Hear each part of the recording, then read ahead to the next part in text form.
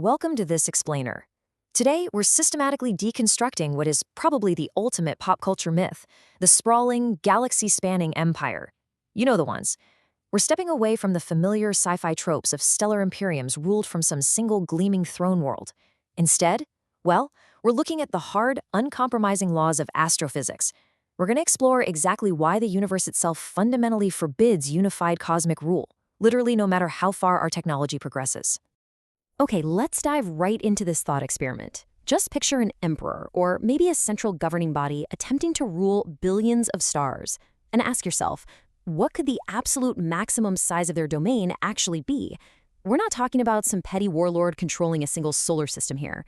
We're talking about a ruler in the fullest cosmic sense, someone who issues a decree and expects it to be followed in every distant, dusty corner of the Milky Way. Could humanity, or, any vastly advanced alien civilization, actually pull off this level of coordination? Could a true galactic empire ever exist?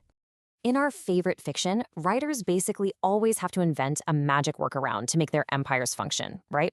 They rely on things like instant quantum communication, hyperspace lanes, or perfectly stable wormholes to allow for unified galactic governance. But in the real universe, those loopholes simply don't exist. When we strip away the magic of faster-than-light travel, we're left facing the brutal geometric constraints of space-time itself. We have to confront inviolable speed limits and severe physical isolation. There are no cheat codes here. The universe set its physical rules long before the first star even ignited. Section 1. The ultimate speed limit. Our very first insurmountable physical barrier is exactly 300,000 kilometers per second. That's the speed of light in a vacuum. But actually, it's more than that. Physicists understand this not just as the speed of light, but as the speed of causality itself. It is the absolute maximum rate at which any 2 points in the universe can interact, period. This is a strict cosmic speed limit that no signal, no naval ship, and certainly no imperial decree can ever exceed. And this isn't merely some frustrating tech limitation that we're just waiting for a clever engineer to solve next century. No, it's a fundamental property of how space and time are actually stitched together. This hard speed limit creates an absolute logistical nightmare known as light lag. Think about the implications of this unavoidable delay in communication.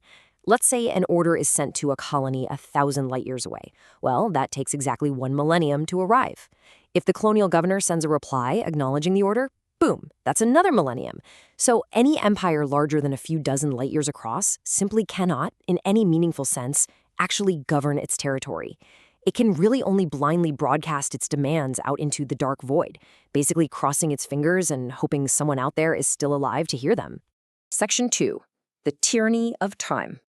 To truly put our cosmic insignificance into perspective, consider the entire span of recorded human history.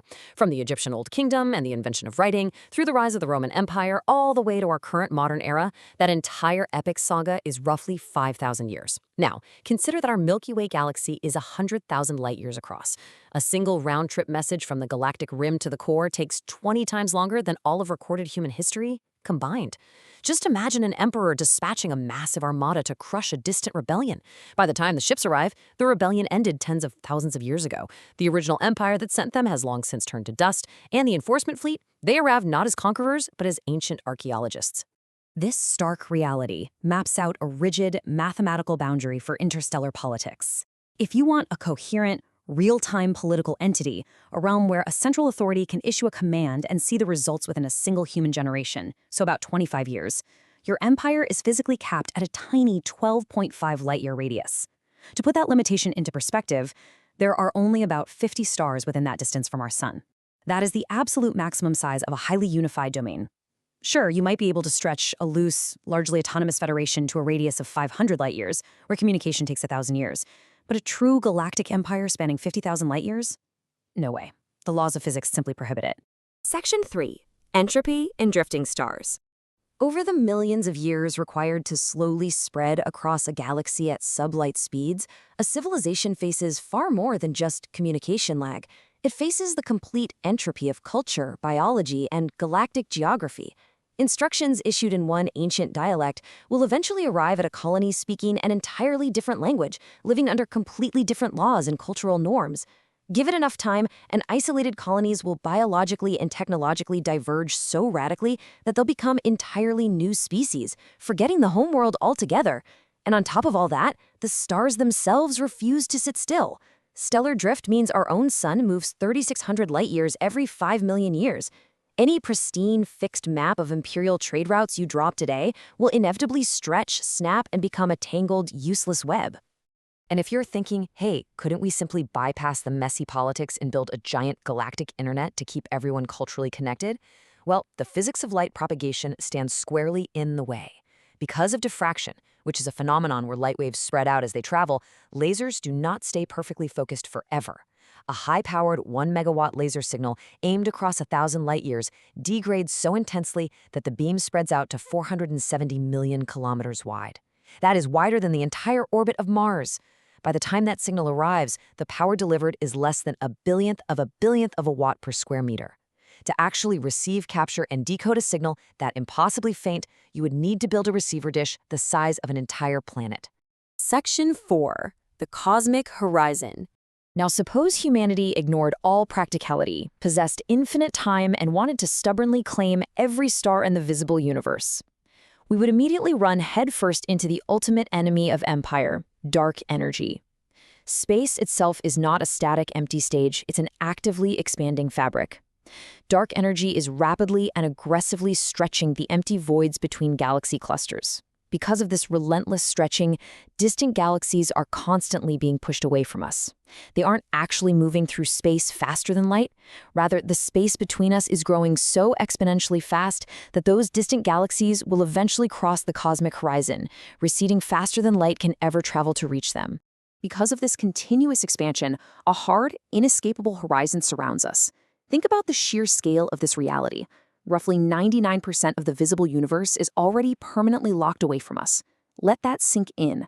No matter how incredibly advanced our ships become, and no matter if our civilization manages to survive for 1 trillion years, the overwhelming majority of creation is fundamentally and forever inaccessible. The ultimate size of any potential dominion is not bounded by the limits of our ambition, our military might, or our technology, but by the expanding geometry of space-time itself. Section 5. A Beautiful Silence.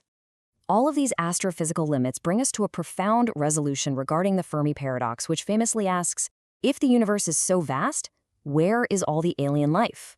Well, physics dictates that we absolutely shouldn't expect to find massive interstellar empires broadcasting their presence and projecting unified power across the cosmos. We shouldn't expect a single unified galactic throne. Instead, the galaxy is a diaspora. It's a scattering of autonomous, isolated seeds. Civilizations might successfully expand, sure, but as they do, the light-speed barrier violently forces them to fracture. They become isolated, entirely independent systems, living out their existence in a state of slow, majestic isolation. This physical reality totally reframes our lack of faster-than-light travel. It's not a technological tragedy, but a built-in feature of the cosmos itself. This isolation ensures that the galaxy remains, as it always has been, a realm of profound and beautiful silence. The universe practically guarantees that the vast majority of stars will remain fundamentally beyond the reach of any single conquering force. It effectively enforces cosmic peace through sheer, inescapable scale. So, I'm going to leave you with this final, provocative thought.